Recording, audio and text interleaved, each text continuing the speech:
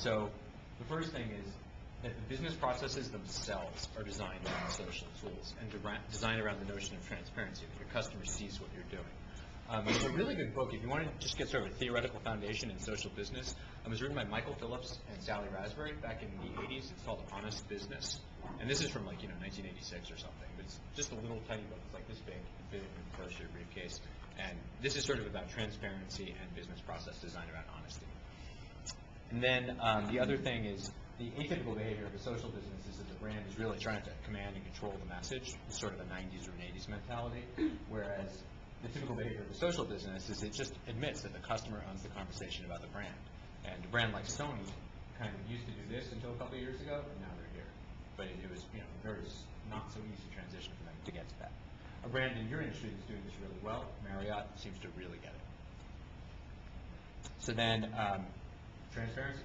That's the kind of the big thing here versus the kind of command and control or authoritative approach. And then the customer is sort of the center of the ecosystem rather than the customer being an outside branch with the company being the center. And so there's, the other thing is, in the atypical behavior of the social business, key executives are sort of just not there in engaging the social customer. In a social business, the CEO, at a moment's notice, if they have to, they're ready to respond. And so the two models that we really like to think of, just for shorthand, the social business is at an outside-in mentality, whereas the non-social business is inside-out. So these are the sort of two operational models. So let's look at the case study and see how the brands that we work with and maybe even some competitors have made money. So this is sort of done up as rather than a traditional boring case study, I did a little SWOT analysis, so the strengths and the weaknesses and the opportunities and the threats for each brand. So this will give you a little competitive insight too. So the first one is Marriott. So it's a big shop. It was $11 billion last year. So the first thing that we have going on here is they were really early onto the social web. Senior execs have been totally bought into this for 4 years. They have some emergent social assets, and they're making 5 to maybe 6 or 7 million per year just from one of their single social web assets. Just they have a blog actually that's just pushing a lot of business. It's just one thing. So do I know how much they made on this? No, I don't. If I had to guesstimate, it's at least 5 to 10 million a year.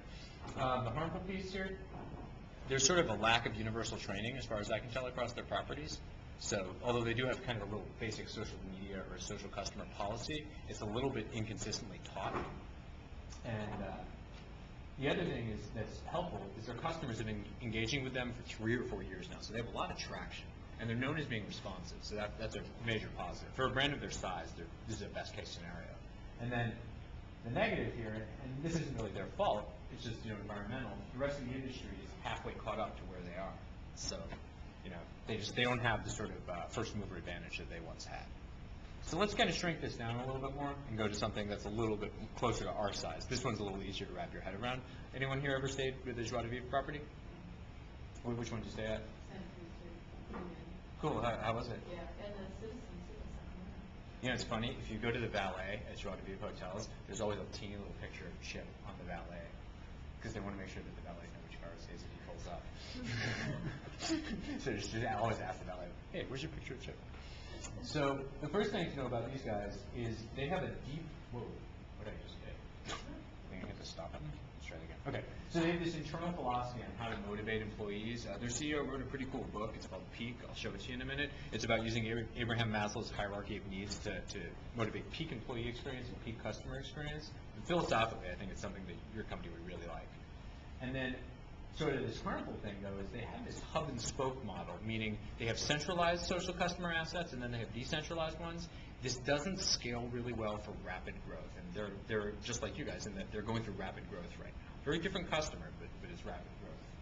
The biggest thing that they do have going for them, I know for a fact that they're generating at least $500,000 a year, and dollar for revenue per employee and per customer, this makes Joie de Vivre twice as successful as Marriott with the social customer. So they're highly engaged both at a corporate level and at a property level. And they're going through the same thing as your company is going through, in that they have different brands, different levels of ownership, and different levels of exposure within their properties. So to say, oh, we can't do it, we have too many brands, baloney. Joie de Vivre's already done it. And then as far as threats, we honestly couldn't think of any. This is a best case scenario. This is the after picture, if you will. And then there's a picture of Chip's book. It's a great read. I have it on my Kindle if you want to take a look at it. They did a Facebook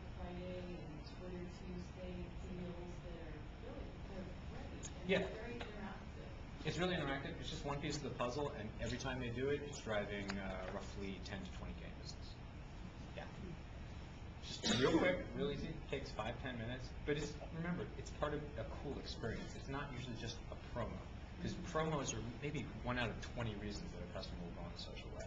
So it's like if we're throwing offers at the customer all the time, they'll eventually be fatigued. So, but it's part of just a big old mix. Like a really good example is like new drinks came out at the Hotel Irwin a few weeks ago. They photographed them, put them on the web, invited customers to submit their own recipes, or how would you modify this drink? How would you change this drink? That kind of thing. And it was hyper-targeted, aimed at people in Venice, Santa Monica, and Marina del Rey. So then, let's take a look at someone just right down the street here. My friend Lillian she's director of sales over at St. Regis in San Francisco. It's one of our favorite breakfast spots, actually. So St. Regis is interesting because, you know, they're part of a much bigger chain. There's only 35 properties, so it's guesstimating size. Am I somewhere in there on the size of St. Regis? I'm probably off by like 5-10%. But so they have some emerging social assets. Their wins on the social web are being seen a little bit more by their urban properties rather than their honeymoon properties. So I'm guessing it's a little more of the down market St. Regis, which is like pretty up market anyway. So the other thing is I noticed that same inconsistency problem that Marriott's having, they're having it too. So you have employees at various levels, little ambiguity around their policy, and they also have this lack of standardized social CRM platforms. So that's an issue for them too. One thing that they do have going, brand equity is solid through and through. The customer understands what they're saying, and there's a limited number of conversations. It's easy to wrap your head around it because there's only 35 properties, and only about 10 of them are kind of really going nuts with the social customer.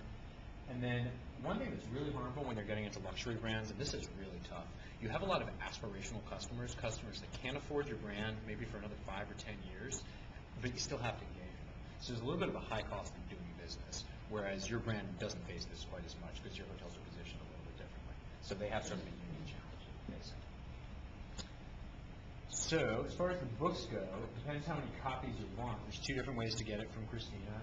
For 1 copy, you can just turn in your worksheet or your business card, and if you need a copy for a colleague, just turn in both of them, and she'll give you 2 copies. We have webinars about every 6 weeks. The next one is on legal ramifications of the social customer. So like, what do you do if somebody's saying something libelous about your hotel, and you want to solve it in, say, like 30 minutes? How do you make that happen? And then the other stuff we're doing is we're having a university training. It's called Social CRM University, and it's on July 29th. It's an 8-hour, full-day workshop. Normally we sell it for $2,500, but it's free for everyone here if you sign up. So it's www.sCRMuniversity.com, and that's down in San Francisco at our office. And yummy sandwiches by specialties too. It should be pretty fun. And of course, there's a wine tasting. We have wine clients, so it's, everything we do, there's always wine tasting. Give us the URL www.sCRMuniversity.com. again. And so that's like the full 8-hour version of this deck. Examples, workshop, helping you write the strategy. It's a lot of fun. So let's do some Q&A before I release you all to recess.